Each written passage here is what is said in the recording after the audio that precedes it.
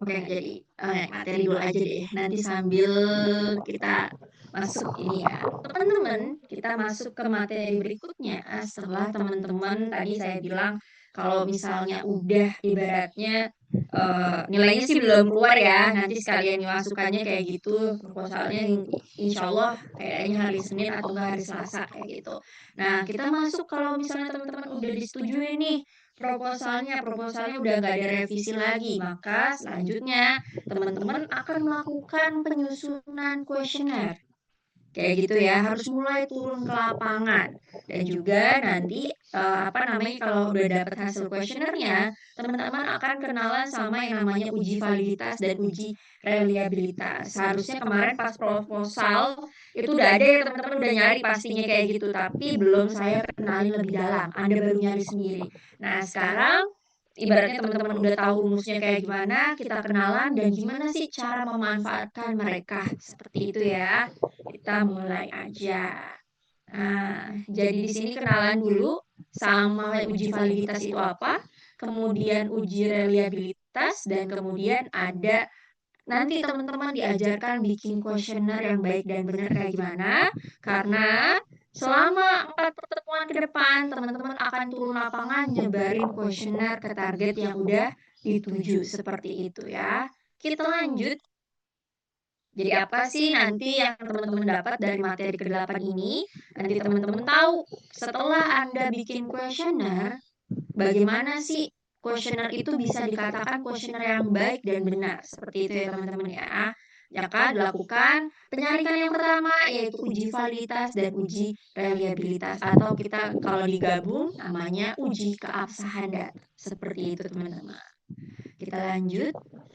Ada tujuan dan manfaatnya, nanti teman-teman, bisa baca sendiri kayak gitu ya. Kita lanjut aja. Nah, jadi posisinya kalau misalnya teman-teman bikin, skripsian dia tuh loncat ada di 4.2. 4.1-nya terus apa, Miss? Kayak gitu ya. 4.1-nya mungkin nggak akan kita bahas di sini, nanti teman-teman langsung aja pas skripsian. 4.1-nya adalah ngenalin kembali kayak gitu ya, objek dan subjek penelitiannya secara ringkas dalam satu bab. Kalau misalnya teman-teman neliti tentang apa namanya, suatu perusahaan kayak gitu ya, dikenalin perusahaan itu berdiri kapan, visi misinya apa, kayak gitu ya. Kemudian produk-produknya kayak gimana, istilahnya seperti itu. Atau kalau misalnya teman-teman memilih suatu komunitas kayak gitu ya, komunitasnya itu berdiri kapan, orangnya ngapain aja. Atau kalau teman-teman milih suatu brand kayak gitu ya, brand-nya kapan berdiri sih, kemudian brand-nya, produknya kayak gimana, nilai-nilai brand-nya kayak gimana, itu di 4.1. Tapi kita loncat ke 4.2 yaitu uji keabsahan data.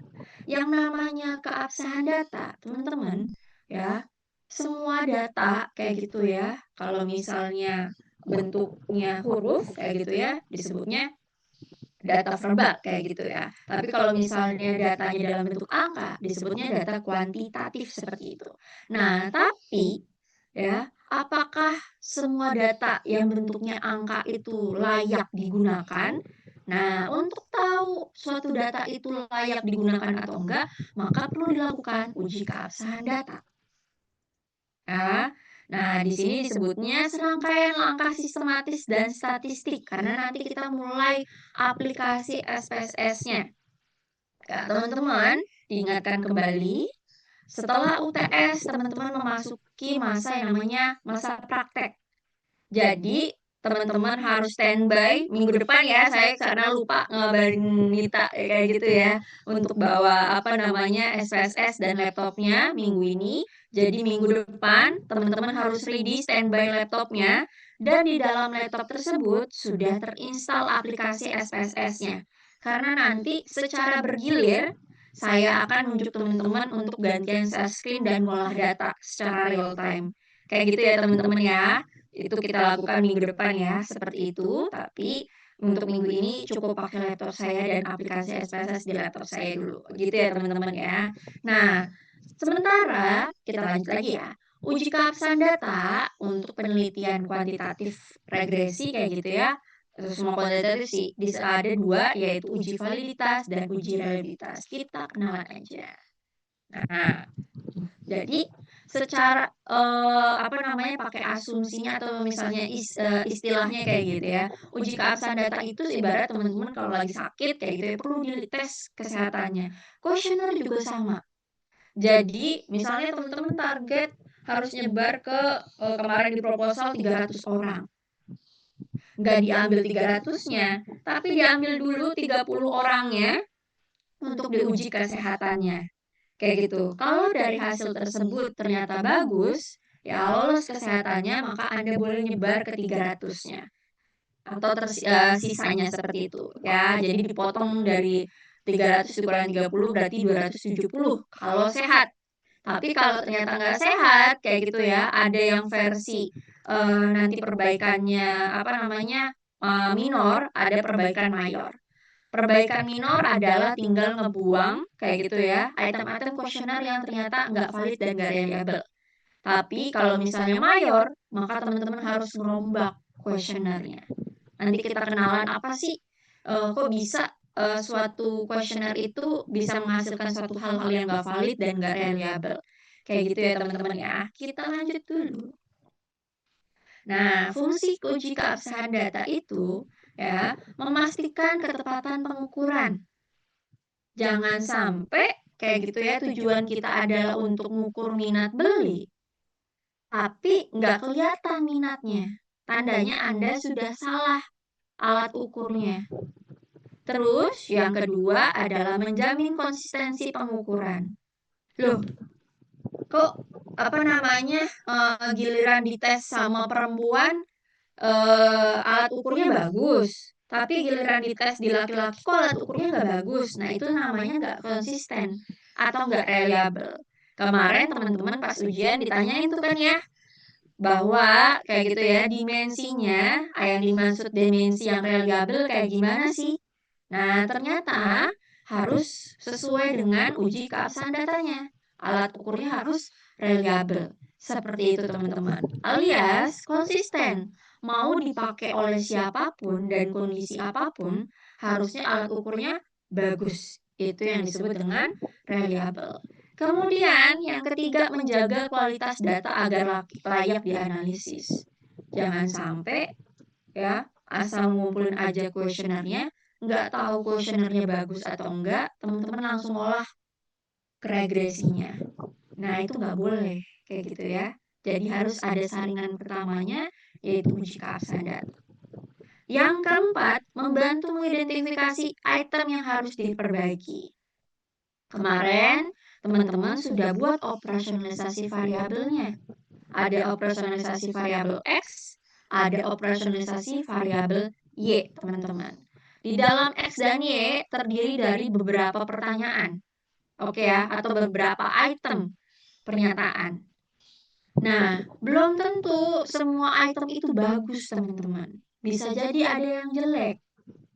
Maka, tugasnya teman-teman lewat uji keabsahan data ini bisa menganalisis mana sih item pertanyaan yang nggak bagus, mana sih item pernyataan yang nggak bisa dipahami oleh responden Anda. Nah, lewat uji keabsahan data membantu Anda untuk memperbaiki atau membuang item pertanyaan tersebut. Kayak gitu ya. Terus yang terakhir menguatkan kredibilitas dan reputasi penelitian. Biasanya kalau nanti teman-teman lanjut S2 atau lanjut S3 kayak gitu ya, termasuk nanti skripsi kayak gitu ya, untuk bisa dilihat ini pertanyaannya kredibel nggak sih, sesuai dengan teorinya nggak sih, kayak gitu ya. Maka uji keabsahan data adalah pintu utama untuk menjaga kredibilitas dan reputasi tersebut. Gitu ya teman-teman ya, teman-teman harus paham 5 fungsi ini, karena nanti UASnya kita tanyain kembali kayak kemarin ya. Kita lanjut. Oh, oke. Ada dataset dulu yang akan kita gunakan, teman-teman. Boleh di-scan kayak gitu, biar tahu bentukan datanya kayak gimana. Nanti juga bisa dikerjain sendiri seperti itu. Oke.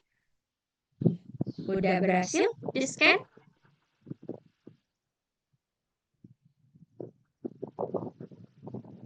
Bisa kita lanjut? Sudah, Miss. Lanjut ya kita ya. Oke. Nah, kita kenalan dulu sama anak yang pertama di Kapsan Data, yaitu uji validitas. Oke. Uji validitas. Validitas menunjukkan sejauh mana sih tadi yang saya bilang teman-teman ya, untuk mengukur X itu terdiri misalnya dari 10 pertanyaan. Kayak gitu ya. 10 pertanyaan ini valid nggak sih? Ya, harus ditanyain nggak sih? Kayak gitu. Atau ternyata kita salah ngasih pertanyaan. Itu adalah tugasnya uji validitas. Ya, jangan salah urutan, uji validitas harus dilakukan pertama, kayak gitu ya. Jadi nggak boleh dibolak-balik, nggak boleh ngelakuin uji reliabilitas dulu. Yang uji yang harus dilakukan pertama kali adalah uji validitas ini. Posisinya ada di 42.1 teman-teman. Ya, kayak tadi saya bilang, ya, misalnya teman-teman mau ukur buah nanas. Tapi item-item pertanyaan teman-teman ternyata mengarahnya ke buah apel. Bentuknya bulat nggak? Oh, kok bentuknya bulat sih? Warnanya merah nggak? Oh, warnanya merah sih. Harusnya kan warnanya orange nggak? Badannya bersisik nggak? Badannya lonjong nggak? Nah, berarti item-item pertanyaannya salah. Maka tugasnya si validitas yang akan menunjukkan ke teman-teman apakah pertanyaan-pertanyaan atau pernyataan-pernyataan di kuesioner teman-teman itu benar atau enggak. Kayak gitu ya. Kemudian kita kenalan jenis-jenisnya, ada content validity, construct validity, sama criterion validity teman-teman. Tapi teman-teman nggak usah fokus ke sama 1 sama 3 kayak gitu ya, teman-teman cuma fokus sama si kedua. Karena seperti yang kemarin kita udah jelaskan, kita lahir nentuin kuesioner itu lahir dari kita tentukan dulu teorinya apa. Dari teori, kita tahu konsep-konsep apa yang kita pakai, kemudian dari konsep tersebut punya masing-masing dimensi diturunkan menjadi indikator dan item kuesioner. Urutannya panjang kayak gitu ya. Maka kita melakukan yang namanya construct validity. Dari teori sampai ke item pernyataan yang kemudian nanti diolah dalam statistiknya. Itu ya. Kita biar nggak pusing, kita fokus ke nomor 2, construct validity. Kita turun. Nah, ada yang namanya corrected item total correlation. Ini rumusnya, tapi teman-teman nggak usah panik sama rumusnya, karena yang hitung adalah SPSS. Ini cuman sebagai ibaratnya pajangan aja buat kita. Kalau saya dulu sih kayak gitu ya, waktu sama-sama jadi mahasiswa Bakri, teman-teman, jadi mata kuliah MPSKS ini dipisah ya. Jadi kita belajar statistik dulu kayak gitu, baru kita belajar metode kuantitatifnya. Nah, jadi rumus-rumus ini saya hitung manual teman-teman, kayak gitu ya. Tapi dosen-dosen petinggi-petinggi di S1 Ilkom lihat bukan anak statistik banget kok. Yang penting mereka tahu cara menggunakan ininya kayak gimana. Maka digabunglah kayak gitu ya mata kuliah ini menjadi metode penelitian kuantitatif dan statistik. Nanti ada statistiknya dan teman-teman harus paham proses statistiknya kayak gimana. Termaksud salah satunya ini. Jadi tenang, udah nggak kayak saya dulu kayak gitu ya. Rumusnya nggak ada, nggak teman-teman hitung manual. Anda tinggal minta bantuan si SPSS aja. Jadi lewat corrected item correlation ini, kita akan dapat skor. Kemudian skor itu akan dibandingkan sama ibaratnya, aduh, kita beda zaman gak ya? Jadi kalau misalnya zaman saya sih ya, zaman saya sekolah dulu kita namanya ada KKM teman-teman, atau target nilai. Kalau misalnya targetnya misalnya nilainya 7, baru 7 ke atas itu dinyatakan lulus. Kalau misalnya teman-teman nilainya rendah di bawah 7, berarti Anda nggak lulus. Sama, corrected item adalah tugasnya mendapatkan nilai hasilnya, nanti kita akan bandingkan sama nilai KKM ini. Kayak gitu ya teman-teman ya. Digunakan untuk jadi semua item pertanyaan akan dapat rumus corrected item correlation ini kayak gitu teman-teman. Oke, kita lanjut. Nah, jadi lewat corrected item ini akan muncul nilai R. Ada R hitung, kemudian ada R tabel. R hitung itu adalah hasil yang teman-teman dapatkan dari SPSS teman-teman. Kemudian akan ada tabel kayak gitu ya, yang diambil dari tabel statistik yang sudah pakem kayak gitu. Kemudian nanti jadi pembanding teman-teman. Kita tunjukin bentar kali ya. Sebentar teman-teman, kita share dulu. Saya nunjukin sebentar tabelnya.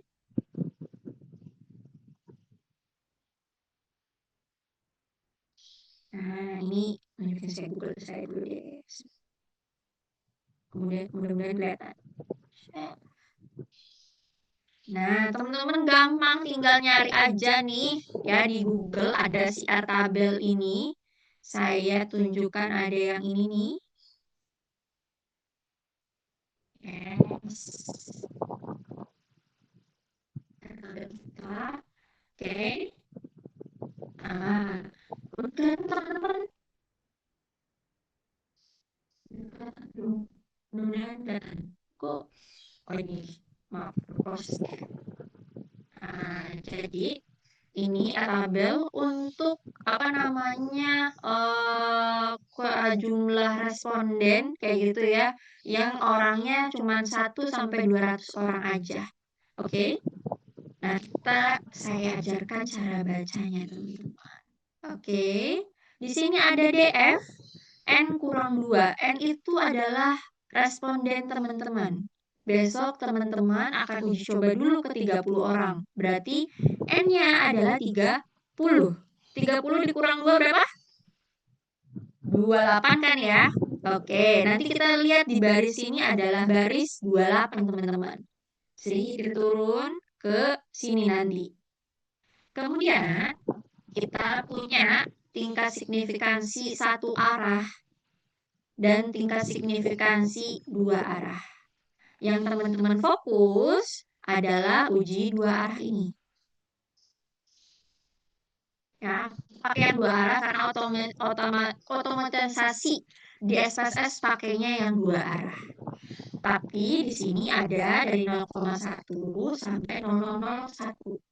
Teman-teman, kemarin saya udah kenalkan yang namanya margin of error. Dan kemarin saya bilang margin of error untuk penelitian sosial adalah persen. Alias kalau didesimalkan, dia adalah 0,05. Oke, jadi setelah teman-teman fokus kedua arah ini, Anda cari 0,5 yang ini. Jangan salah ya, jangan yang di sini.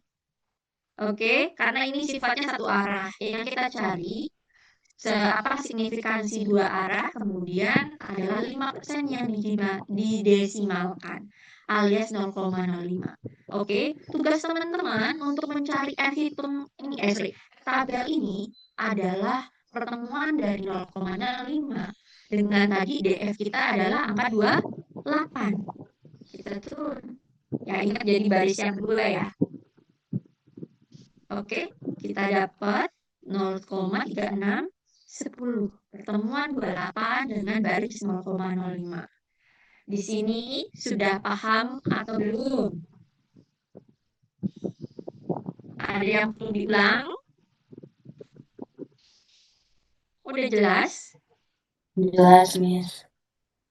Yang Miss, lainnya? beda uji satu arah sama 2 arah apa ya? Uji 2 arah itu nanti saya ini harusnya digambarin teman-teman. Jadi bentuknya itu teman-teman kayak ada gundukan. Kalau uji 2 arah itu ngasih kesempatan apa namanya di tengahnya aja. Kayak gitu jadi dia nanti ada ekstrem kanan, ekstrem kiri. Kayak gitu. Kalau uji satu arah kayak gitu ya teman-teman, dia bentuknya cuma nyamping doang. Nanti saya tunjukin ya teman-teman ya, saya siapin dulu materinya. Yang jelas secara gampangnya itu dulu ya teman-teman ya. Nah, karena ini sangat statistis banget. Yang jelas apa namanya di SPSS kita pakai yang 2 arah. Ya, nanti saya tunjukin.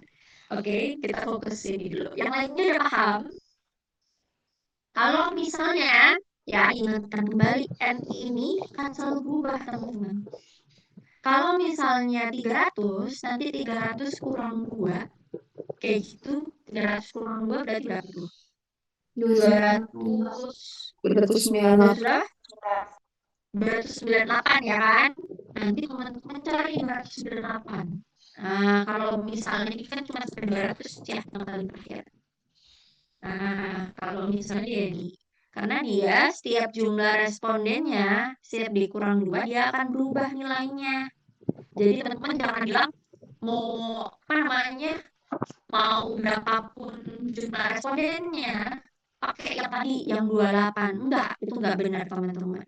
Ya, dia akan berubah sesuai dengan jumlah respondennya teman-teman.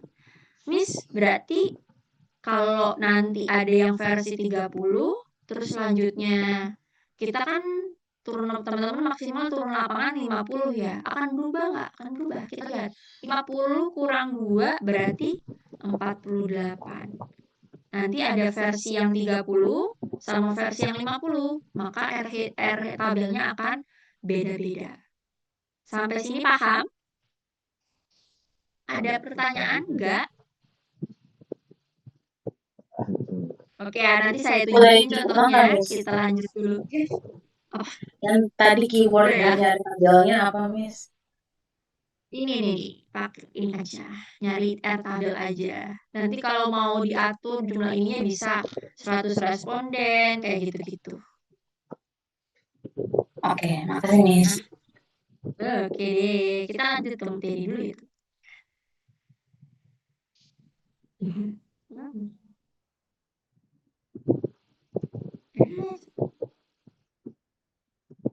Share screen, kita ke screen aja deh. Nah, kita ke sini dulu. Ada sih. Oh, salah. Bentar, tadi ya. Oh. Nah, ini dia. Kita ke sini, jadi R hitung nanti didapatkan dari SPSS teman-teman, R tabel yang tadi ya, cara penentuannya seperti itu. Jadi menjadi batas. Kalau nilainya kurang dari tadi 3,61 kayak gitu ya, maka teman-teman apa namanya dianggap bahwa si itemnya itu enggak valid. Kayak gitu teman-teman. Oke, kita lanjut. Nah, jadi interpretasinya kayak gini. R hitungnya harus sama dengan atau lebih besar daripada R tabel, maka dinyatakan valid. Kalau ternyata lebih kecil, berarti tadi saya bilang teman-teman, berarti ada beberapa kemungkinan. Pertama, Anda salah memberikan pertanyaan atau pernyataan. Kedua, bisa jadi responden Anda nggak paham sama pertanyaannya atau pernyataannya. Mungkin terlalu complicated, atau bisa jadi kasusnya mahasiswa TA saya yang sebelum-sebelumnya teman-teman. Jadi kita tuh kadang-kadang berpikir terlalu akademis dan kita lupa siapa populasi penelitian kita. Nah, dia itu neliti fans K-pop, teman-teman.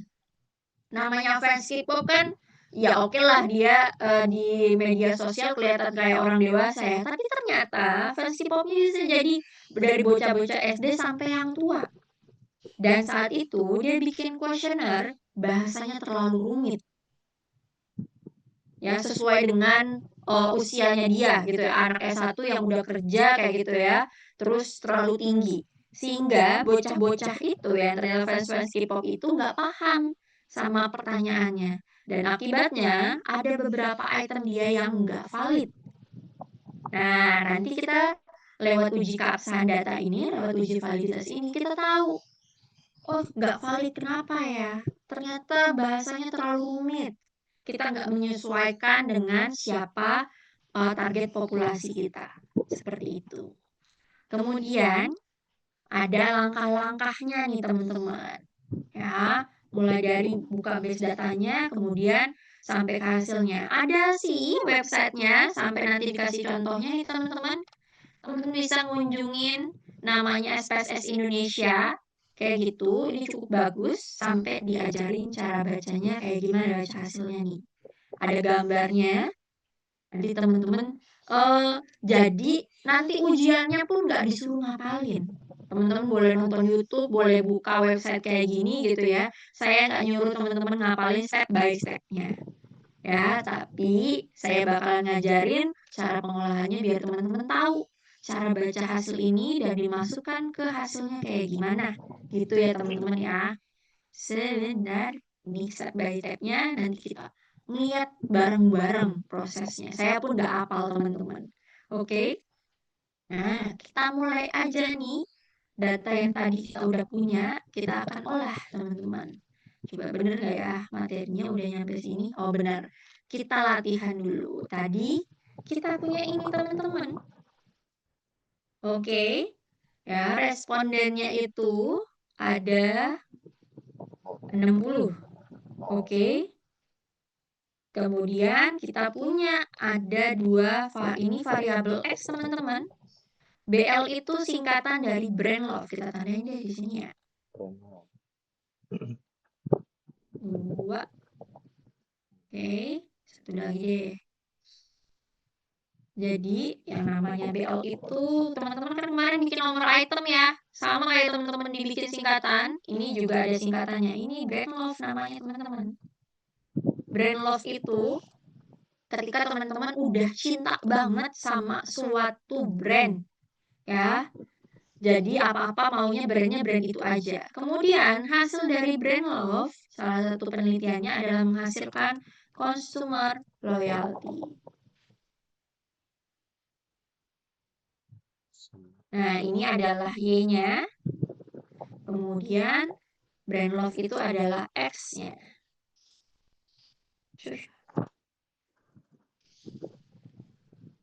Oke, biar hasilnya bagus, kita pisahkan si BL sama si CL ini, teman-teman. Kita bikin sheet baru, dikasih nama X. Boleh direkam ya, teman-teman ya, kalau nanti takut lupa. Ini kemudian Y. Kita copy nih, si BL-nya.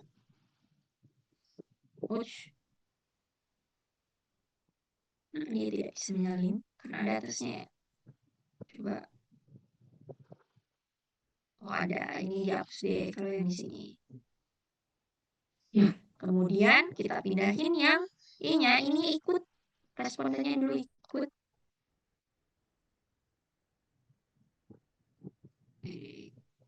Kemudian kita pindahin si CL-nya. Cuma sebentar ya. Oke.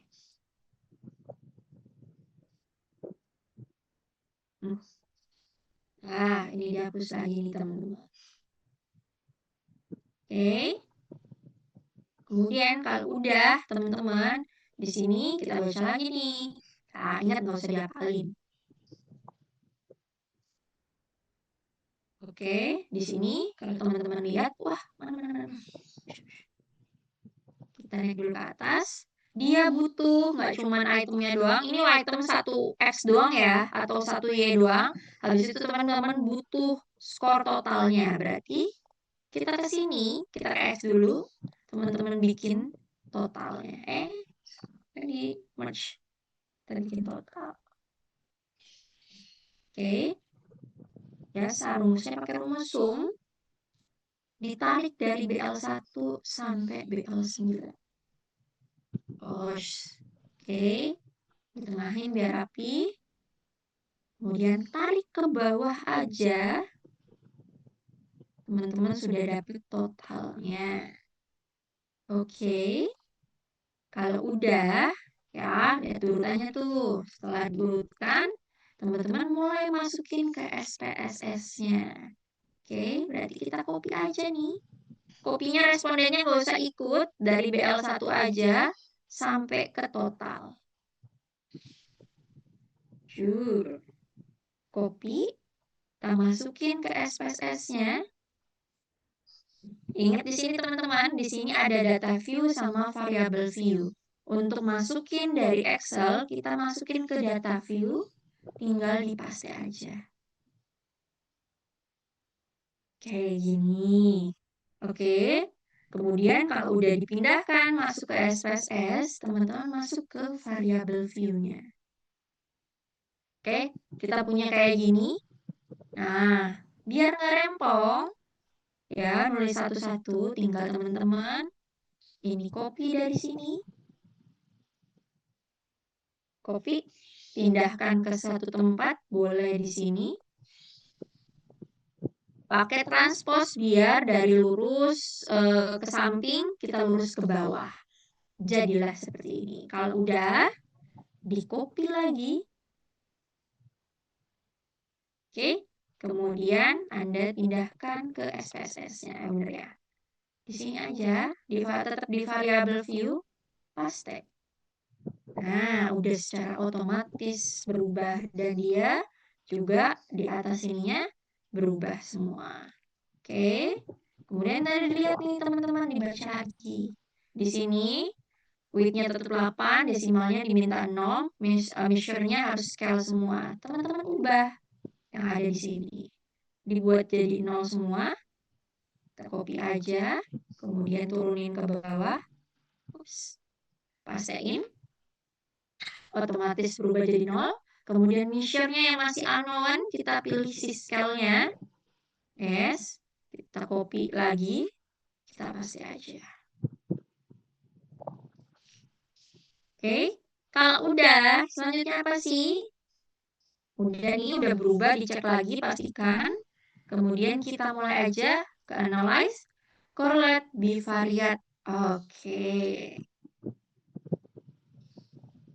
Oke teman-teman, kita punya analyze, kemudian kita punya correlate, habis itu kita punya bivariate. Oke. Nah, ini tadi kita punya two tail sama one tail, teman-teman. Tadi yang dua arah sama yang satu arah, sorry. Ya. Yang kita pakai adalah yang dua arah. Kayak gitu, teman-teman. Kenapa sih yang dua arah? Nah, tadi salah satunya yang dua arah adalah kita punya kemarin teman-teman di bagian bab 2 nulis hipotesisnya ada hipotesis H0 dan H1. Maka kita ngasih dua kesempatan yang sama. Maka itu disebut dengan two tail, teman-teman. Oke, kalau one tail dia nggak ada hipotesisnya seperti itu. Ya, makanya kita pakai yang two tailnya. Kemudian pastikan di sini pakai Pearson, kemudian two tail sama flex signifikannya diklik. Oke, kita lihat nih, bener nggak? Harus dipindahin, 3 ini dimasukin. Oke, kita pindahkan semua itemnya ke sebelah, teman-teman. Ini tinggal di Ctrl A, sehingga mereka diblok semuanya. Terus pindah ke samping. Kalau udah, kita tinggal oke. Keluar deh hasilnya. Oke. Udah kelihatan teman-teman hasilnya? Oke, kita lanjut ya. Di sini ada BL1 sampai total. Yang teman-teman fokusin cuman yang di sini aja, teman-teman. Kemudian di sini nih, dalam satu BL ini aja ada Pearson correlation, seek to tell sama N. Teman-teman fokus ke baris yang Pearson correlation aja. Biasanya dia ada tanda petik bintangnya 2 kayak gini. Jadi teman-teman fokus ke angkanya. Dan cara baca statistik SPSS ini bukan titik 347, tapi 0,347. Oke? Ya, udah. Terus kita bikin balik lagi ke Excel kita. Tadi yang udah kita siapkan, kayak gitu ya. Kita rapiin lagi. Tulis lagi sini indikator. Kita gedein deh ya. Kemudian kita punya R tadi. R tabel tulis di sini. Kemudian ada R hitung.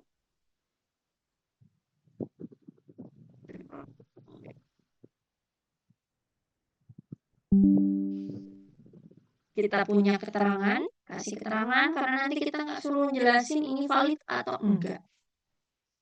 Kita gedekan. Oke, kita masukin. Ini internetnya jelek. Wait. Oke. Ini ya teman-teman, ini nggak bagus banget. Deh. Indikator. Oke, tadi teman-teman udah lihat nih ya, kita punya 60 responden. Lalu R tabelnya berapa yang kita dapat? Kita balik lagi ke sini. Kita lihat R tabelnya tadi.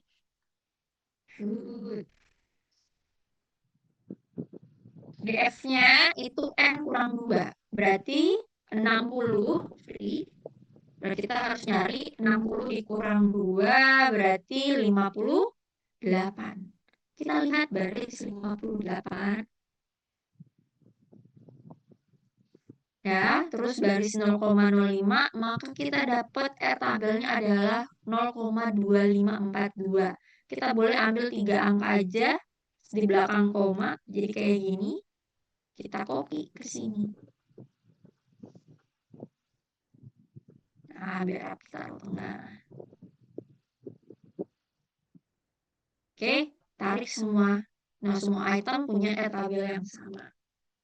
Oke, kemudian untuk bisa dapat hitungnya, tadi hasil SPSS kita mulai dimasukkan. Kita bandingin ya teman ya, sama dia. Oke, kita tarik ke pojok, karena yang kita butuhin cuma baris ini aja. Ini juga kita tarik ke sini, biar kelihatan. Ada di sini kita masukin 0,347. Kita tengahin dulu deh, biar cantik. Selanjutnya, Anda nggak inget ya, jangan fokus sama baris kedua ininya. Jadi selalu loncat dua ini pindah ke selanjutnya. 0,364. Lanjut lagi, 0,458. Lanjut lagi, 0,410. Terus sampai bawah kayak gitu. Ya, 0,364. Kemudian 0,347. Terus 0,344. Berapa selanjutnya? 0,362. 0,426. Nah, kita gedein di sini. Oke. Kalau udah dengan hitungnya lebih besar daripada tabel, kalau lebih besar teman-teman, kalau lebih besar Anda kasih keterangan valid. Seterusnya, kalau kita lihat sepertinya sih semuanya besar semua ya. Ini, Miss, kok ini 0, kok ini jadi 41. Nah, ingat kalau di sini bisa ditambahin, berarti tinggal di setting, tambahin nolnya, split. Nah, jadi kayak gini. Kalau dilihat, valid semua. Nah, berarti item yang teman-teman tanyakan di kuesioner teman-teman adalah item yang bagus, bisa dipahami dan sesuai dengan alat ukurnya. Oke, Miss, misalnya ada yang nggak valid kayak gimana? Misalnya kayak gini, ternyata ini 0,200. Berarti tinggal ditulis di sini nggak valid. Kalau ternyata nggak valid, teman-teman buang item BL9-nya, hitung ulang lagi prosesnya. Anggaplah misalnya kayak gini. Teman-teman kalau ternyata ini nggak valid, ini dihapus. Ya, kita punya total yang baru, ini kita hitung ulang lagi pakai proses yang tadi, dari step awal. Lalu kayak gitu, ininya tinggal ditindih? Enggak. Jadi teman-teman nanti bikin versi satu lagi untuk nunjukin versi yang ada masih item nggak valid, sampai versi item yang valid semua. Kayak gitu. Gimana teman-teman? Sudah jelas atau belum? Atau terlalu cepat? Miss mau nanya dong. Yes. Kalau misalnya nggak valid itu berarti kan tadi di take out aja ya dari totalnya sama dari tabel indikatornya. Berarti pertanyaan itu nggak akan kita pakai dalam kuesioner kita atau Iya, gimana? Miss? betul harus dihapuskan kayak gitu. Berarti dihapus total gitu ya, nggak diikut dalam datanya. Betul sekali. Tapi kalau misalnya Mbak Talita dan teman-teman merasa ini mungkin karena gini teman-teman, semakin dia kecil, ingat kembali konteksnya kuantitatif adalah sifatnya generalisasi. Semakin banyak, semakin bagus. Misalnya Anda ragu, ini kan Anda baru namanya nanti teman-teman melakukan uji coba. Misalnya Anda ragu, ini kan baru 30 responden. Respondennya kayaknya dikit banget. Dipertahanin dulu deh sampai nanti nunggu yang uji yang full versionnya kayak gitu. Itu juga boleh, tapi tetap harus dihitung tidak valid, kemudian dibikin versi tanpa si BL9 ini. Tapi tetap di questionnaire, tetap ditahankan dulu. Walaupun karena teman-teman ragu kayak gitu kan ya. pengen ngelihat hasil professionnya dia ada perubahan atau enggak. Kayak gitu sih Mbak Thalita. Jadi kalau Anda ragu boleh dipertahankan dulu, tapi nanti tetap di dalam laporannya harus ditunjukkan versi uji cobanya dia nggak valid. Kayak gitu. Oke? Paham, Miss. Jadi Gimana? di kuesionernya itu tetap ada, tapi kalau Mhm. misalnya dari hasil uji validitas ini dia tidak valid, maka di intinya kayak di overall hitungannya sama kita nggak kita ikutin gitu ya. Tapi di Betul, kuesionernya tetap betul. ada. Gitu. Tetap ada kayak gitu. Oke. Gitu ya Mbak Thalita. Makasih, Miss. Nah, tapi kasusnya Anda buang satu ini, kalau misalnya di antara semua item, kayak gitu ya, itu apa namanya, ada yang nggak valid cuma satu atau dua. Tapi kalau misalnya nggak validnya ada banyak, kayak gimana? Nah, Anda mulai mempertanyakan, kalau ternyata ini ada 9, 5 nggak valid, ya, Anda mulai mempertanyakan, jangan-jangan Anda salah memberikan pertanyaan. Kalau sudah banyak, ya, apalagi kemarin teman-teman harus ingat, satu dimensi itu minimal punya 3 indikator. Kalau ternyata tiga-tiganya dari satu indikator itu gugur semua, tandanya teman-teman harus merombak kuesionernya. Karena tandanya kemungkinan besar kayak gitu ya, target atau populasi Anda nggak paham sama pertanyaannya. Ingat, paling minimal satu dimensi punya satu indikator yang selamat. Tentunya kalau selamat semua bagus. Kalau ternyata tadi ya, di antara 3 indikator masing-masing dimensi gugur semua, ya, Anda harus melakukan perombakan kuesioner. Kayak gitu. Tandanya ada yang salah nih dengan pertanyaan atau pernyataan teman-teman. Sampai sini paham atau enggak, teman-teman? Ada yang mau ditanyain lagi? Kalau enggak, kita lanjut aja ya teman-teman ya. Ini proses yang uji validitas. Nanti teman-teman boleh nyoba versinya kayak gitu. Nanti ada tugas pribadi sih. Kita masuk ke reliabilitasnya teman-teman. Reliabilitas testing. Yes, kita kembali mengingat bahwa kemarin saya tanyain, dimensinya harus dimensi yang reliable. Karena untuk menunjukkan keandalan atau konsistensi. Tadi yang saya bilang, kenapa sih kemarin harus memilih dimensi yang reliable? Tandanya Anda sudah menggunakan alat ukur yang konsisten. Dari 3 penelitian yang Anda tunjukkan kemarin, kayak gitu kan ya. Nah, itu kan hasilnya bagus semua. Tandanya dia sudah konsisten alat ukurnya. Dimensi yang Anda pilih, kayak gitu ya, itu adalah dimensi yang konsisten. Oke, dimensi yang bagus.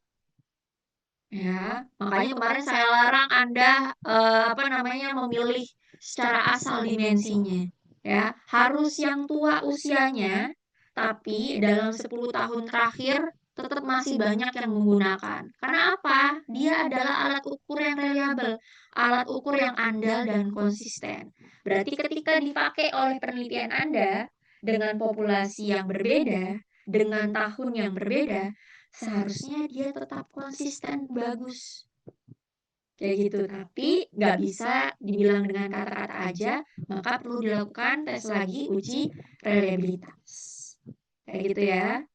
Nah, kalau uji validitas mengukur per item, uji reliabilitas itu mengukur satu kesatuan variabel, satu kesatuan rangkaian dimensi teman-teman. Nanti kita lihat maksudnya kayak gimana. Kita pakai yang namanya Converge Alpha. Kemarin teman-teman sudah nyari mungkin kayak gitu ya. Ini rumusnya. Tapi lagi-lagi teman-teman nggak disuruh ngitung ya, biar SPSS yang ngitung. Oke. Kemudian ini nilai syaratnya. Jadi ya, kalau zaman saya dulu 0,60 itu udah bagus. Tapi sekarang naik. Minimal 0,70. Ya, jadi kalau misalnya nilainya nggak nyampe 0,70, teman-teman harus mengganti alat ukurnya. Yang lebih parahnya lagi, bisa jadi dimensinya salah. Berarti kembali lagi ke proposalnya, dimensinya harus dirombak apabila ternyata udah diotak-atik kayak gimana pun kayak gitu ya, hasilnya tetap nggak memenuhi.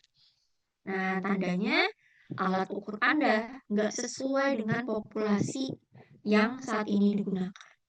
Seperti itu ya. Jadi target kita adalah mencapai 0,70 ini.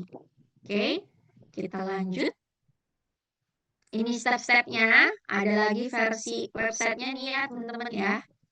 Nah, bisa dicari nih di SPS Indonesia pakai ujian reliabilitas Cronbach Alpha atau Alpha Cronbach.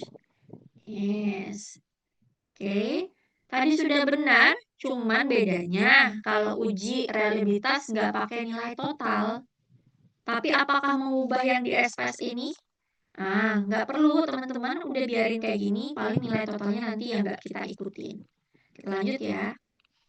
Kita kayak coba materi berikutnya kayaknya harusnya, oke, mari kita latihannya. Jadi lewat data yang udah kita punya tadi teman-teman, kita lihat step berikutnya, hampir mirip ya. Oke, sampai muncul kayak gini. Kita ke analyze scale sama reliability analysis. Habis dari itu, kita pastiin modelnya alpha, klik statistiknya. Mari kita lihat. Ini kita buka, punya kita, hasilnya digedein dulu deh, sebentar. Yes. Ini kita ke analyze, kemudian kita punya scale, ada reliability analysis. Tadi sama-sama udah alpha ya, ini kita pindahin. Tapi perlu diingat, ya, reliability tidak perlu pakai totalnya, berarti totalnya kita balikin sebelah. Jangan dimasukin ke item yang bakal dihitung. Oke, kemudian kita klik statistiknya. Dia minta apa nih? Kita cek lagi. Dia minta scale if item deleted, habis itu tinggal continue, lanjut oke. Ini juga sama, kita klik ininya. Kemudian boleh continue, kemudian bisa lanjut oke. Nah, di bawahnya udah keluar hasilnya. Yang kita pakai di sini kan ada 3 ya teman-teman ya. Yang kita pakai cukup ininya aja nih, barisan converge alpha-nya. Oke, kita masukin. Di sini kita bikin sheet baru teman-teman. Di sini kita nyamain reliabilitas. Oke, kemudian kita di sini taruh variabel, kemudian jumlah item. Di sini kayaknya kalau masalah kode item, di sini bisa nilai target converge alpha. Kita singkat aja ya. Di sini nilai nilai hitung converge alpha.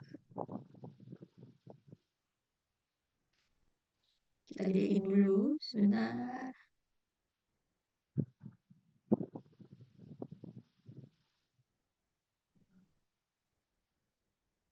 Iniin, tengahin. Ini kita kasih X, ini kasih. Ingat kalau misalnya reliabilitas itu nggak ngukur per item, tapi dia ngukurnya per variabel. Jumlah itemnya kita lihat di sini ada 9. Kemudian dari BL1 sampai BL9. Berarti kita tulis ini 9. Ini tulis kodenya BL1 sampai BL9. Kemudian ini 0,70 karena targetnya itu ya. Sorry. Nah, ini tarik deh biar sama. Nah, kita lihat tadi nilai hitung kita berapa. Sorry, lupa satu. Keterangan.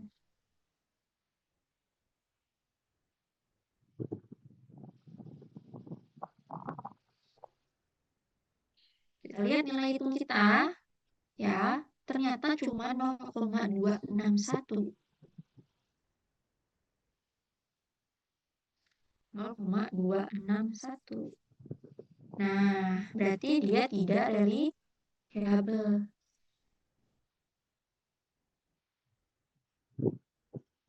Gimana Miss kalau misalnya nggak reliable? Nah, cara pertamanya kalau ternyata teman-teman menemukan kondisi nggak reliable, salah satu faktor yang menyebabkan nggak reliable adalah item pertanyaannya terlalu sedikit. Alias dia bilang, 9 nggak cukup buat ngeliat konsistensi. Lo tambahin lagi jumlah pertanyaannya. Oke, berarti gue nggak mau nih cuman 9 doang, gue mau 15 atau 20. Kalau udah ternyata dijumlahin, masih nggak reliable, barulah keputusan yang paling fatal banget, tandanya dimensi yang Anda pilih nggak sesuai dengan target populasi. Maka stepnya adalah rombak bab 2, ganti dimensi yang lain, kayak gitu, kemudian mulai bikin operasionalisasi lagi, ya, habis itu baru bikin kuesioner. Itu reliabilitas yang paling fatal. Tapi buat yang minor kayak gitu ya, udah dicoba dulu.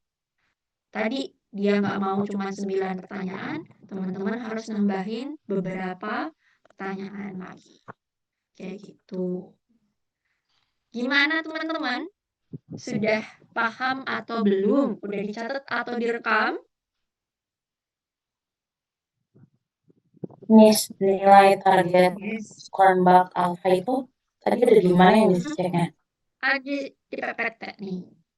Ini kita di sini. Target kita 0,70. Seperti itu. Berarti itu harus 0,70. Harus 0,70 minimal. Oke. Makasih Miss. Oke. Jadi teman-teman ini ya, jangan salah kaprah ya. Miss, ini kan 70. Ini kan 261, lebih gede ini dong. Enggak dong, ya. Ingat kalau di desimal berarti ini berarti 0,700 bisa. Ya. Jadi ibaratnya 0,70 jangan dibagi sama 261. Ini ada 0 lagi di belakangnya, hanya saja dia tersembunyi. Kayak gitu. Ya teman-teman ya, jangan salah paham membaca desimal. Miss mau nanya dong. Gimana? Yes, boleh, Mbak. Kan contohnya kayak ini yang variabel X itu kan ternyata tidak reliable. Terus tadi kata Miss bisa coba dengan ditambah pertanyaan kuesionernya. Kalau kayak begitu berarti kita maksudnya bikin ulang kuesionernya terus kita sebarin ulang gitu ya Miss? Terus, kayak gitu, betul Mbak. Berarti kita akan ibaratnya akan mencoba bentuk kuesioner yang baru lagi sampai ada yang maksudnya udah sesuai gitu udah reliable. Betul sekali, kayak gitu. Makanya dari awal saya sudah ngingetin kayak gitu ya. Jangan salah pilih dimensi ya. Dimensinya harus yang bagus. Kayak gitu, jangan asal comot ini aja. Dicek ada nggak 3 jurnal yang pakai penemu yang sama. Kalau pakai yang sama, tandanya kemungkinan dia alat ukur yang bagus. Nah, salah satu penyebab dia nggak reliable, teman-teman main asal nyomot aja. Kayak gitu. Ternyata setelah dibaca jurnalnya, dibaca abstraknya, dia sering alat ukur ini sering menghasilkan penelitian yang tidak ada pengaruh, tidak punya pengaruh kayak gitu-gitu. Nah, makanya kuantitatif sangat ketat memilih dimensinya. Dimensinya wajib dimensi yang reliable. Efeknya nanti akan ke sini soalnya. Kayak gitu. Jadi akan terus-terus ngubah kuesioner sampai dia bagus. Ya dong, masa kuesioner jelek dijadiin alat ukur kayak gitu. Gitu ya Mbak Talita dan teman-teman. Ada pertanyaan lagi? Kalau nggak ada, boleh kita lanjut? Miss mau nanya lagi, Miss. Boleh. Gimana Selain tuh? dimensi, apa aja yang mempengaruhi kegagalan itu tadi, Miss? Pertama dimensi yang enggak itu, terus kedua kita bahasanya terlalu ribet. Ya, kayak gitu. Misalnya di operasionalisasi kita memang karena ada tuntutan akademik, dia bahasanya sangat akademis dan sangat panjang. Maka teman-teman harus pinter-pinter, kayak gitu ya. Misalnya target populasinya Rizky adalah ibu-ibu rumah tangga. tapi bahasanya bahasa ruwet banget. Kayak gitu, nggak bisa dipahami oleh, ya mohon maaf ya, nggak ada yang tahu nih misalnya tingkat pendidikan seseorang sampai mana, atau cara pemahaman orang kayak gimana. Tadi kalau bisa membuat kuesioner dengan bahasa-bahasa orang awam. Nah, salah satu yang membuat kuesioner gagal adalah tadi, orang udah capek baca kuesionernya, udah mana item pertanyaannya banyak, terus bahasanya panjang-panjang sehingga dia ngisi asal-asalan. Itu yang menyebabkan dia nggak konsisten. Terus tadi, tidak mengukur sesuai dengan usianya, latar belakang pendidikannya, itu penting banget. Nah, kalau zaman saya dulu, boleh pusing-pusing. Tapi teman-teman sekarang sudah punya asisten, kayak gitu ya. Kalau Anda bingung bahasanya ini, kayak gitu ya, teman boleh kok tanya ke GPT. Ini bahasanya buat ibu-ibu rumah tangga, pas nggak ya? Kayak gitu. Nanti dia akan bantu ubah. Oke, gimana Ki dan teman-teman? Udah cukup jelas? Nanti saya di sini tunjukin kuesionernya kok. Mau nanya satu Biar lagi, Ki Miss. boleh Ki. Terus apa ya, Miss? Kita kan kalau di ini UAS nanti kan kejar-kejaran waktu ya, Miss ya. Maaf, kenapa? UAS Kita nanti? kalau UAS nanti kan berpacu dengan waktu ya, Miss ya. Betul, Nah, betul, kalau betul, Miss, betul. nah misalnya nanti ada kuesioner yang ulang, itu gimana, Miss? Kuesioner yang ulang makanya nanti 2 minggu ke depan ini ada uji coba dulu Ki. Kayak gitu, untuk ngecek kuesionernya bagus atau enggak. Gitu ya kan? Nah, makanya nanti habis itu 2 minggu kita review, oh ternyata hasilnya gini-gini. Kita harus diskusi ulang, baru nanti strateginya setelah saya ngelihat kuesioner teman-teman 2 minggu. Kayak gitu sih. Tenang aja gak bakal dibablasin gitu Ki. Oke. Ada uji coba Oke, kuesionernya masih, dulu. Miss. Yes. Gimana? Ada yang mau nanya lagi? Bukan. Atau enggak kita lanjut dulu ya teman-teman ya. Kita lanjut, kita mulai nih. Ya, bikin kuesioner yang baik kayak gimana sih? Oke, ini sorry. Ini ada interpretasi hasilnya tadi ya, teman-teman bisa baca. Oke, kita lanjut aja. Nah, ini sedikit ini ya, bedanya si hubungan dan bedanya si uji validitas dan reliabilitas. Kalau yang satu kayak gitu ya, fokus ke masing-masing instrumennya, masing-masing pertanyaannya. Kalau yang satu fokus secara keseluruhan variabel. Ya, kayak gitu. Ini pertanyaannya benar atau enggak ya? Kalau ini enggak. Ini si reliabilitas dia akan nanya kayak gitu ya. Berarti nggak konsisten dong. Berarti dimensi yang lo pakai nggak sesuai dong. Kayak gitu-gitu ya teman-teman. Jadi harus diganti dimensinya. Kalau yang ini lebih enak masih diganti pertanyaannya. Kalau yang ini kalau udah fatal banget harus diganti dimensinya. Kita lanjut. Nah, kita bikin kuesionernya teman-teman. Oke. Sebenarnya gampang ya. Dari indikator dirubah ke kuesioner. Ingat teman-teman, yang sudah teman-teman tulis di tabel operasionalisasi, jumlahnya nggak boleh kurang, nggak boleh lebih. Jadi misalnya untuk mengukur variabel X, kemarin di operasionalisasi udah nentuin bakalan ada 22 pertanyaan. Maka di kuesioner, khusus variabel X, nggak boleh kurang 21, nggak boleh lebih, berubah menjadi 23. Wajib jumlahnya sama. Kecuali Anda melakukan perubahan tabel operasionalisasi dulu, baru kuesionernya nyesuaiin. Ya, makanya dari bagian kecil, kemudian Anda rubah ke pertanyaan atau pernyataan. Bahasanya tadi, ingat di indikator itu karena urusannya adalah bahasa akademik, jadi sangat kaku. Kalau di kuesioner, boleh pakai bahasa gaul, apalagi targetnya anak remaja dan misalnya anak-anak bocah atau misalnya yang seumuran. Boleh banget. Nah, boleh dibikin lebih formal lagi kalau misalnya target Anda adalah misalnya teman-teman kantor gitu ya atau misalnya pejabat-pejabat tinggi. Nah, boleh pakai bahasa profesional. Ingat di kuesioner bahasanya ngikutin gaya budaya populasi kita itu siapa. Oke, kita lanjut. Nah, ini pertama teman-teman kayak gitu kan ya, dari kalau saya kayak gitu teman-teman, pakainya jarang pakai pertanyaan. Saya minta teman-teman untuk ngubah dari indikator ini diubah jadi pernyataan, bukan pertanyaan. Gitu ya teman-teman, ini ada step by step-nya, mungkin saya akan lebih ke prakteknya nanti ya. Saya tunjukin, kemudian ini kira-kira perubahannya. Jadi kalau misalnya karyawan memiliki tingkat energi yang sangat tinggi, teman-teman ubah, saya memiliki tingkat energi yang tinggi dalam menjalankan tugas. Nah, jadi kalau di sini sangat akademis, di sini teman-teman boleh lebih ringkas lagi, boleh disesuaikan lagi, lebih gaul lagi, atau lebih personal lagi. Kayak gitu. Oke, kemudian kita lihat ke contoh kuesionernya.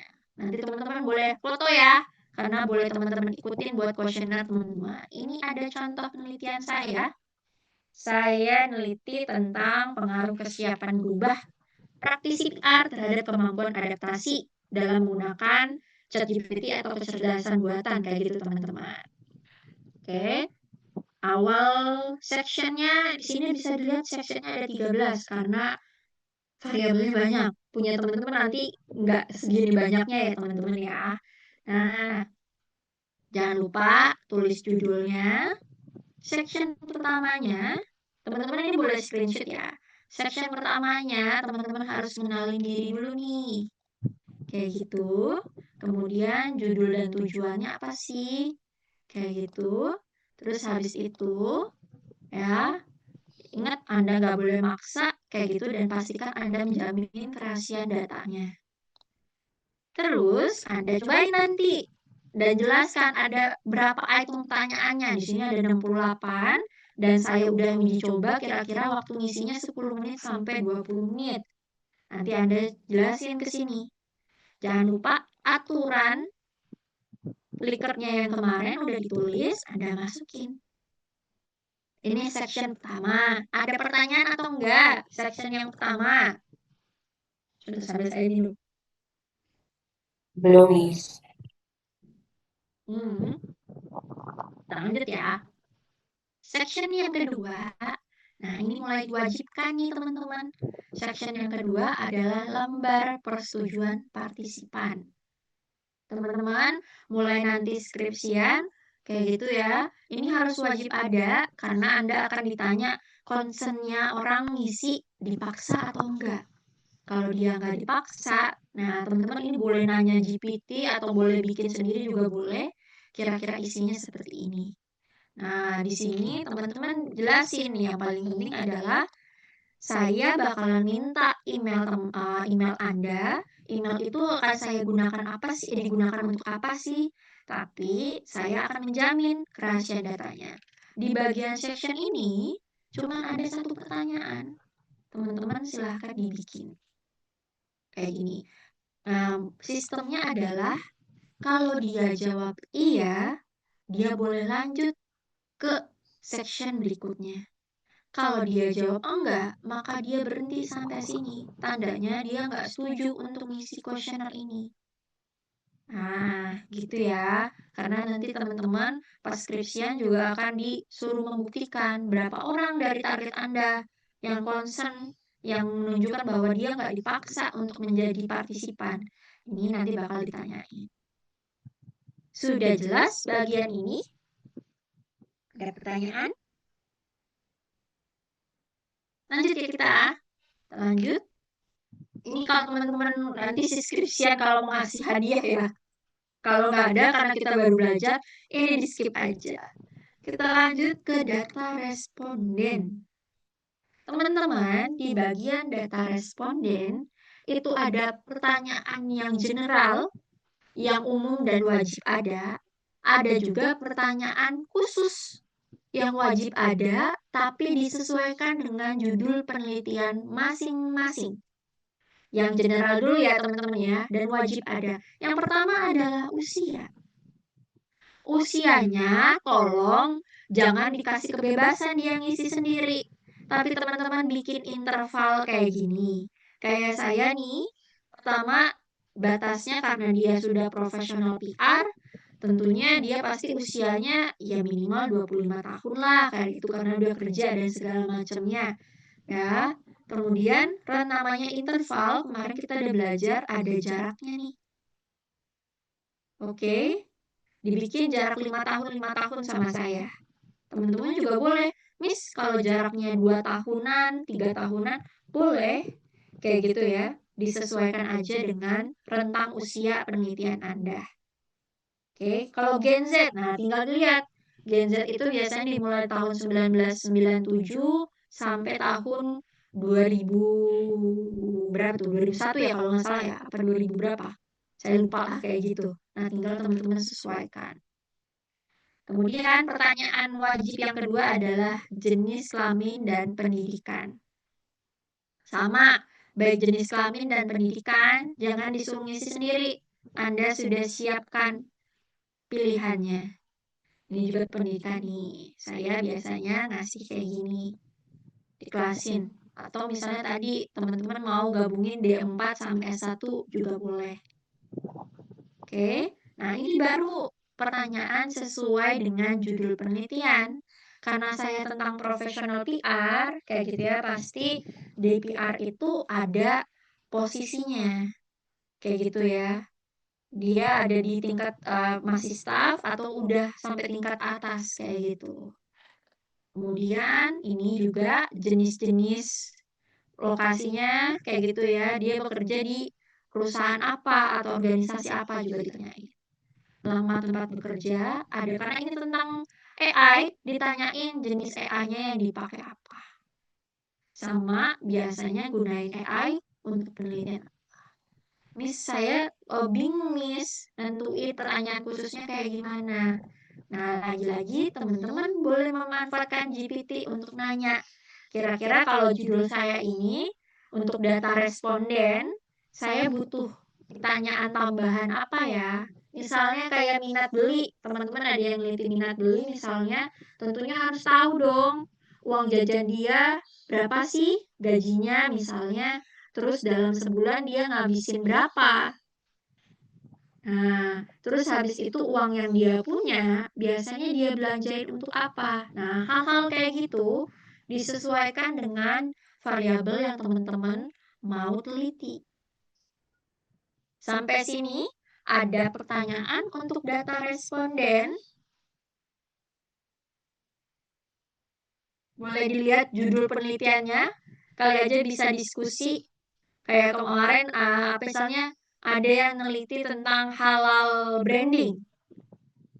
Ditanyain, Miss, perlu pakai agama nggak ya? Kali aja, Miss, kayak gitu. Ternyata orang-orang di luar Islam juga mementingkan tentang si halal branding ini. Nah, jadi teman-teman bisa diskusi. Ada yang mau didiskusikan dulu mungkin? Nah, mungkin teman-teman ada yang ngerasa aneh, kok nggak ada nama sih? Kok nggak ada nomor telepon sama email? Kalau misalnya ada yang nggak keisi kayak gimana? Nah, teman-teman harus melihat karakteristik orang zaman sekarang, kayak gitu ya, apalagi orang yang tinggal di Jakarta, ketika ditanya nama dan nomor telepon, itu sangat sensitif sekali. Kalaupun Anda mau nanya, Anda harus tadi ngejelasin di sini. Mau dipakai buat apa itu data? Kalau ternyata buat ngumpulin doang, gue nggak mau ngasih. Dia malahan gak bakalan mau ngisi. Apalagi tadi, Bapak, Ibu ada yang keloncat nih.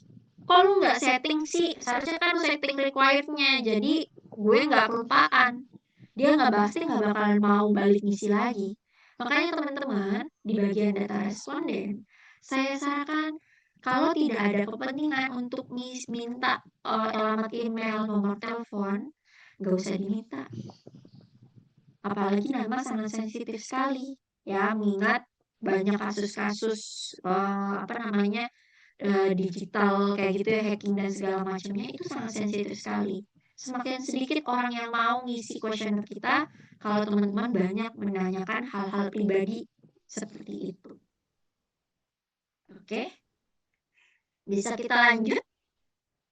Atau ada yang mau dikonfirmasi dulu?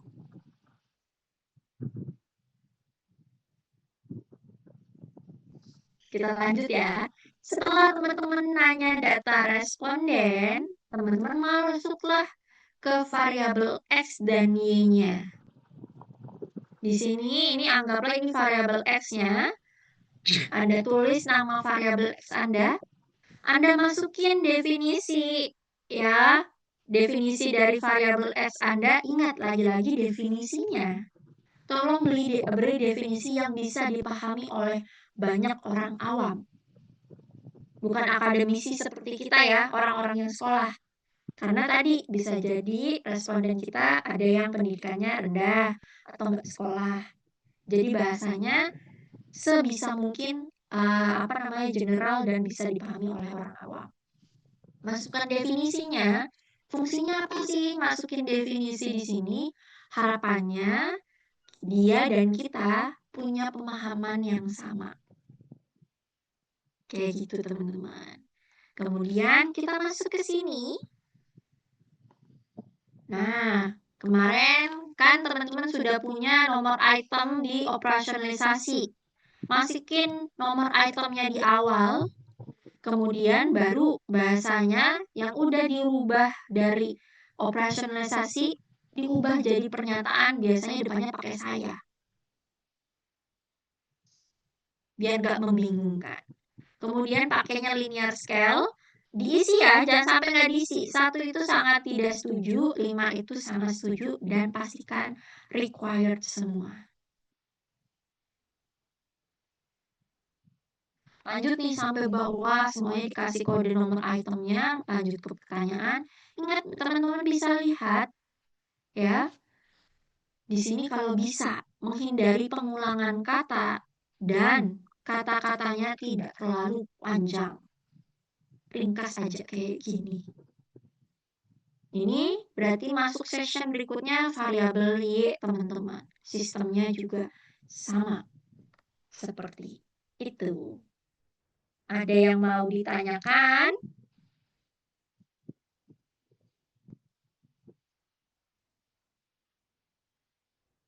Bisa semuanya?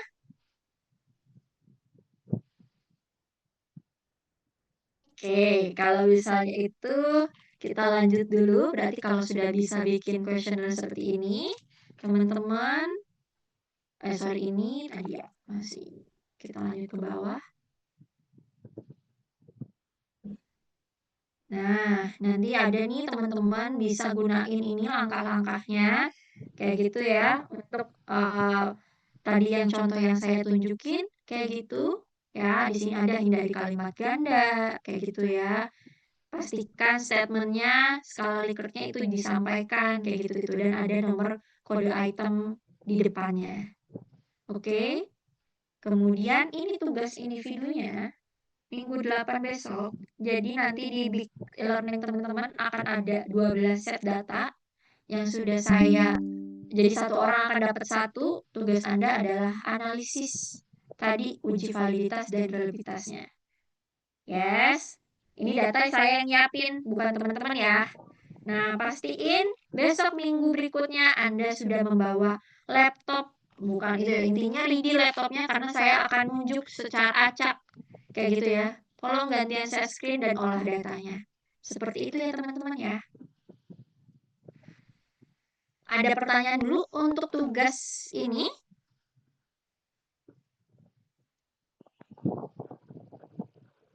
Kalau ada tugas Miss mau berikutnya. nanya, Miss. Yes, Mau nanya. gimana Ki?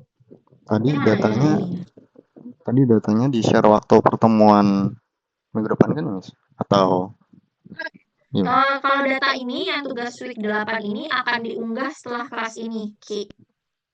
Di Big Oke, berarti Learning. bisa dicicil ya, Miss ya? Bisa dicicil. Nah, ini beda lagi, Ki. Yang ini teman-teman bikin questionnaire sendiri tadi yang udah saya tunjukin. Dan target 2 minggu ke depan, Anda sudah punya 30 responden dan dapat hasilnya. Untuk tahu questionnaire teman-teman, ini sesuai judul penelitian masing-masing ya, kalau yang ini ya. sesuai judul penelitian masing-masing, kemudian Anda nanti bikin kuesionernya, nyebar ke 30 responden sesuai dengan proposal yang Anda ajukan, populasinya siapa, kemudian hasilnya nanti dibuat laporan dan ditunjukkan ke saya. Jadi kalau misalnya ternyata ada item yang nggak valid, kayak gitu ya, atau ternyata dimensinya nggak reliable, itu kita diskusikan di pertemuan ke-10. Anda punya dua minggu untuk ngumpulin 30 responden. Ada pertanyaan?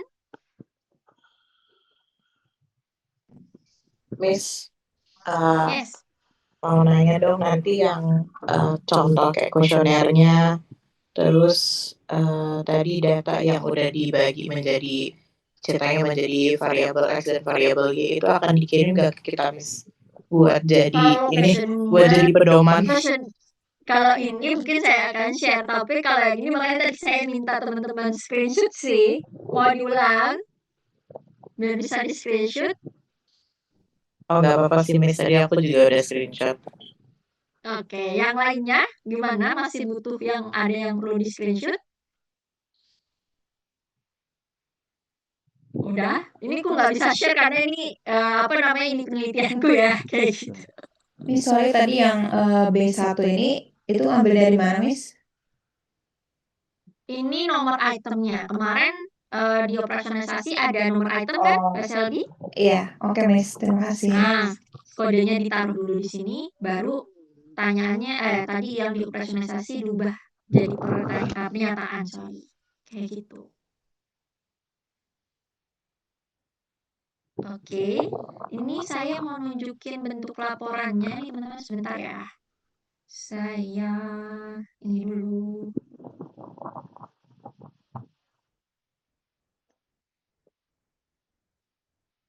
Di mana ini? Bentar.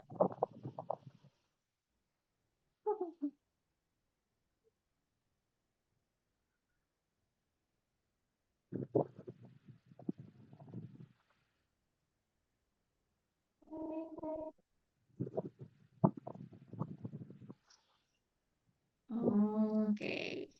Nanti bentuk laporannya seperti ini. Itu ini.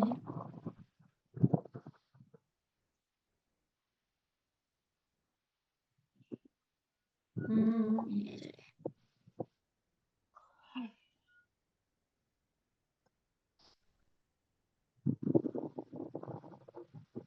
Ini juga boleh di screenshot ya teman-teman ya. Sebentar.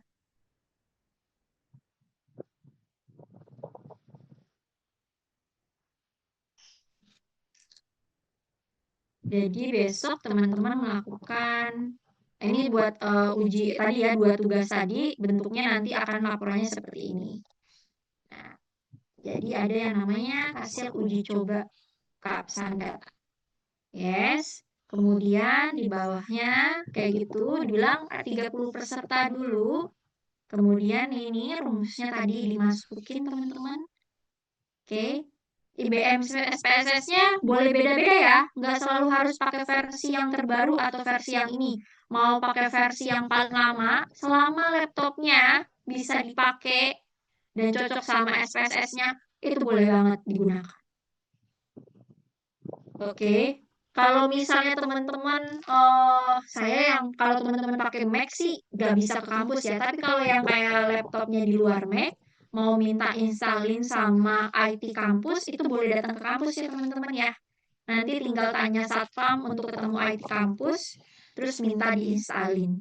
Bisa banget. Tapi kalau itu yang di luar Mac, soalnya Mac itu beda sendiri, silahkan Anda pakai free trial atau misalnya nyari tempat untuk bantu installin kayak gitu ya teman-teman ya. Nah, nanti bentuk tabelnya akan seperti ini, hampir sama. Yes. Ini yang versi laporan ya. Kalau versi Excel sama yang tadi saya contohin. Jadi nanti dikasih tabel sama hitungnya, Anda kasih keterangan. Kalau memang nggak valid, tulis tidak valid. Seperti itu dulu ya. Karena teman-teman biar nunjukin ke saya dulu. Kemudian versi reliabilitasnya kayak begini. Nah, hampir sama ya.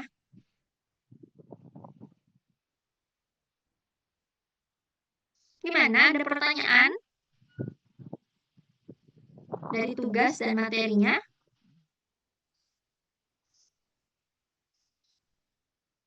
Nggak ada ya?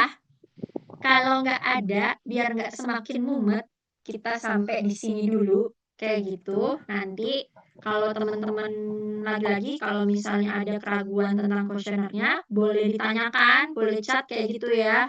Nah, tapi ya kalau slow respon, mohon maaf tandanya orangnya lagi sibuk. Tapi pasti saya respon sebisa mungkin.